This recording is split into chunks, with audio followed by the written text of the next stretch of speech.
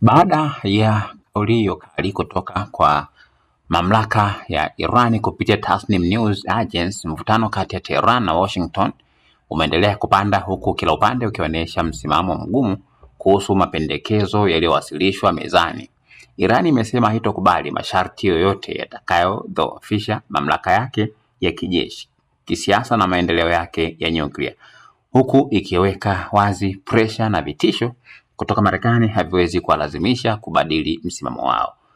Kwa upande mwingine, Marekani chini ya Donald Trump imeendelea kuonesha kutokuridhishwa na majibu ya Iran, jambo ambalo limezidi kuongeza taharuki ya uwezekano wa kuongezeka kwa mivutano ya kijeshi katika ukanda wa Mashariki ya Kati.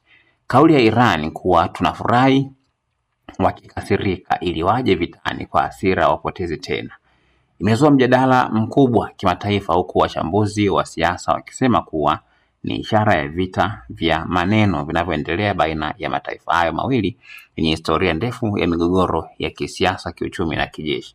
Hadi sasa bado dunia inaendelea kufuatilia kwa karibu hatua zitakazofuata kati ya Iran na Marekani, huku hofu ya kuongezeka kwa mapambano katika eneo la Ghuba ikiendelea kuongezeka. Usiache kusubscribe channel yetu ya YouTube ambayo inasomeka Dodoma TV.